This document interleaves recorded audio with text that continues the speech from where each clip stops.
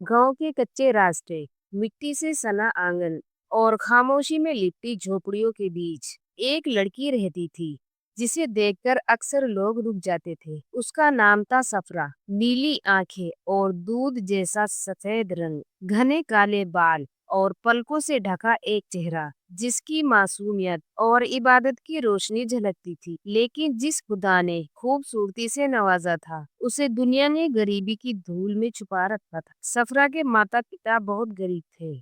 उसके पिता अकबर रोज शहर जाकर मजदूरी करते और शाम को कुछ सिक्के लेकर घर का खर्च चलाते। माँ बीमार और मायूस, ज्यादातर चुप रहती। सफरा बचपन से ही सब्र करने वाली लड़की थी, हमेशा हाथ में तस्बीह और दिल में अल्लाह का नाम और होठों पर खामोश दुआएं। जब सफरा जवान हुई तो कई रिश्ते आए, मगर जैसे ही लोगों को पता चलता कि वो लड़की दहेज नहीं ला सकती और माँ बाप बीमार है, वो बिना कुछ कहे लौट जाते। वक्त बीतता गया, माँ बाप की चिंता बढ़ती गई। माँ अक्सर रोती और कहती, बेटी तू चांद जैसी है, पर इस दुनिया में चमकने के लिए सोना चाहिए।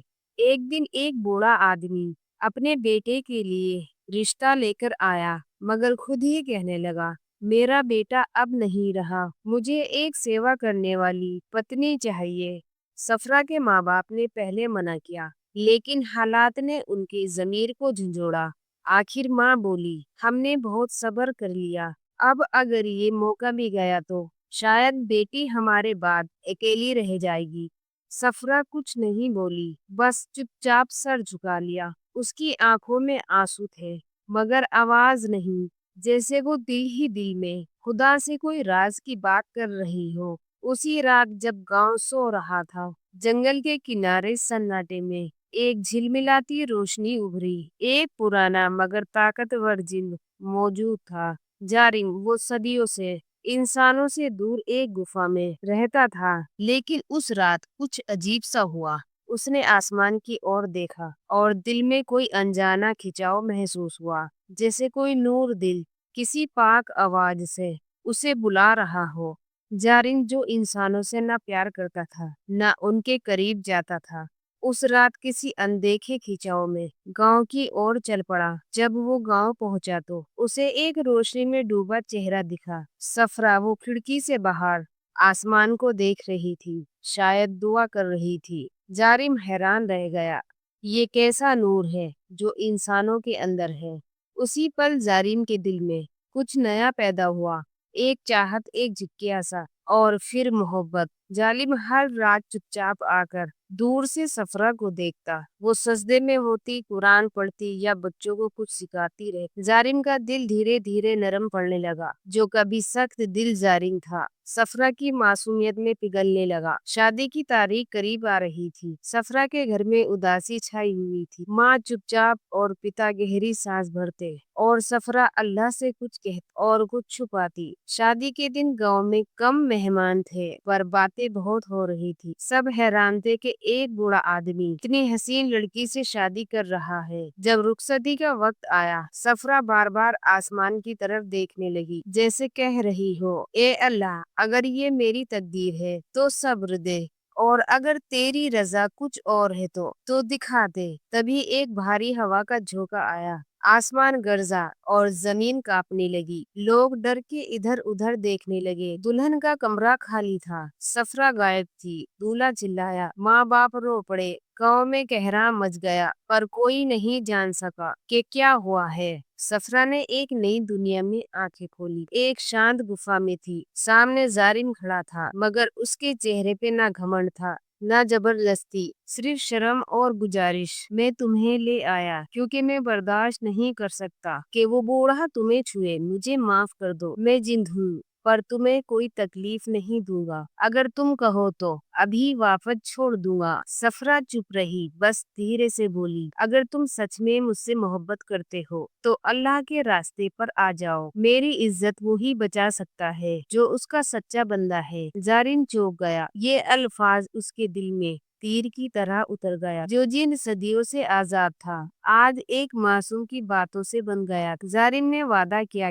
کہ وہ کبھی کوئی ایسی چیز نہیں کرے گا جس سے صفرا کو دکھ پہنچے گا۔ اس نے ایک نوری محل بنایا اور صفرا کو وہاں عزت سے رکھا۔ روز صفرا نماز پڑھتی اور ظالم دور بیٹھ کر سنتا۔ پہلے اسے کچھ سمجھ نہیں آتا تھا، پھر دھیرے دھیرے وہ معنی سمجھنے لگا۔ صفرا نے اسے کلمہ سکھایا اور وضو کرنا سکھایا۔ ظالم اب روز بدلتا گیا۔ اس نے اپنے جنوں والے لباس بدل دیے، گھمنڈ چھوڑ دیا، طاقت کا غرور مٹا دیا۔ اب وہ صفرا کا سیوک بن گیا تھا، دل سے روح سے۔ رات کے سناٹے میں صفرا اکثر چپ چاپ بیٹھ کر آسمان کو دیکھا کرتی۔ وہ ستارے جو کبھی گاؤں سے دکھائی دیتے تھے یہاں اس نوری گفا میں اور بھی چمکدار نظر آتے تھے۔ ظالم اکثر دور بیٹھا رہتا تھا، جیسے کوئی شاگرد کچھ سیکھنا چاہتا ہو۔ ظالم ایک دن صفرا نے کہا، جانتے ہو تم نے میرے ساتھ کیا کیا؟ ظالم نے سر جھکا لیا۔ جانتا ہوں صفرا، میں نے تمہیں تمہارے گھر والوں سے چھین لیا، لیکن اگر میں نہیں لاتا تو وہ بوڑھا آدمی تمہیں خرید لیتا۔ یہ تمہارا کارن ہو سکتا ہے، میری رضامندی نہیں۔ اس کی آواز میں نرمی تھی مگر شبدوں میں سچ کی تپش تھی۔ مگر تم نے جو اب وعدہ کیا ہے اس پر ٹکے رہو۔ محبت زبردستی نہیں کی جاتی۔ ظالم خاموش رہا، پھر دھیرے سے بولا، مجھے وہ سب چاہیے جو تمہارے پاس ہے، تمہارا نور، تمہارا سکون اور تمہارا خدا۔ یہی وہ پل تھا جب ظالم کے دل میں بدلاؤ کی پہلی کرن ابھری۔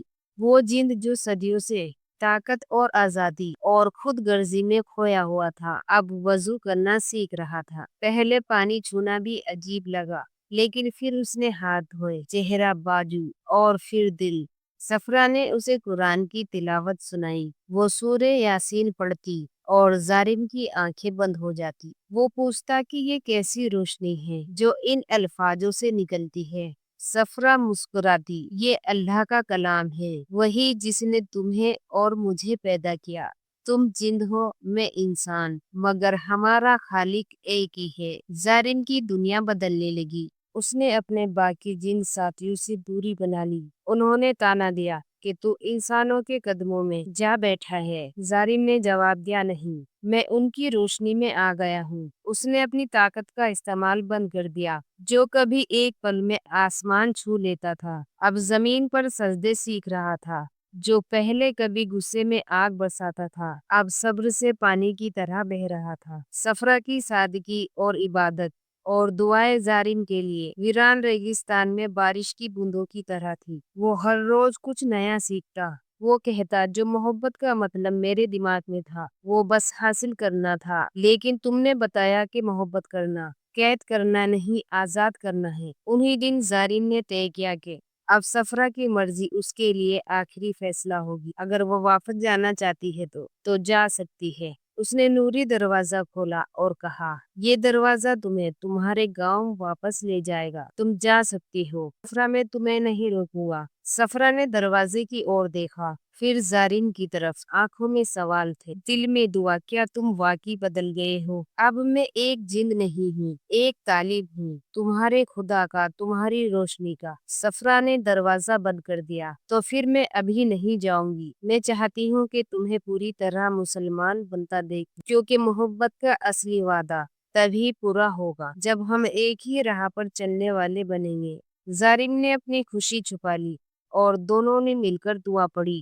صفرا نے اسے سورہ اخلاص یاد کروائی۔ صفرا نے کہا، اس کو سیکھ لو، تم اور اللہ کے قریب ہو جاؤ گے۔ اب ظالم روز صفرا کے ساتھ فجر کی نماز پڑھتا۔ اس نے اپنی گفا کو مسجد کی طرح بنا دیا۔ آواز اس ویران پہاڑوں میں گونجنے لگی۔ فرشتے بھی اس تبدیلی کو دیکھ کر حیران ہوئے۔ جدوں کی دنیا میں ایک عجیب سی خلبلی مچ گئی۔ صفرا نے ایک خواب دیکھا۔ اس نے کہا کہ تم نے جو یہ چراغ جلایا ہے وہ اوروں کی رہنمائی کرے گا۔ اس جند کی توبہ قبول ہو چکی ہے۔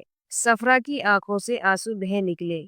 ظالم اب صرف ایک مسلمان نہیں تھا، اسے اب ایمان کی مٹھاس بھی محسوس ہونے لگی تھی۔ اسی وقت گاؤں میں ایک بزرگ آیا جس کی روحانی نظریں تھی۔ اس نے کہا اس گاؤں نے جس لڑکی کو کھویا تھا اس کی دعا قبول ہو گئی ہے، مجھے اس کی روح کی خوشبو محسوس ہو رہی ہے۔ سفرا کے ماں باپ اس کی تصویر کے سامنے بیٹھ کر روز دعا کرتے، انہوں نے اسے مر چکا مانا تھا مگر دل کے کسی کونے میں امید تھی۔ زارین نے سفرا سے کہا اگر چاہو تو میں تمہیں وہاں لے چلوں، لیکن اس بار صرف تمہاری رضامندی سے۔ سفرا نے کہا چلو، اب وقت ہے کہ تم سب کے سامنے اپنا اصلی چہرہ دکھاؤ، وہ چہرہ جس پر اللہ کا نور ہے۔ زارین نے پہلی بار انسانوں کے کپڑے پہنے، سفید لباس اور چہرے پر ایمان کی چمک، دونوں نوری راستے سے گاؤں پہنچے۔ گاؤں والوں نے پہلے پہچانا نہیں۔ جب سفرا کی ماں نے اسے دیکھا تو ایک پل کے لیے دل تھم سا گیا، پھر وہ چیخ مار کر رو پڑی، میری بیٹی واپس آ گئی ہے۔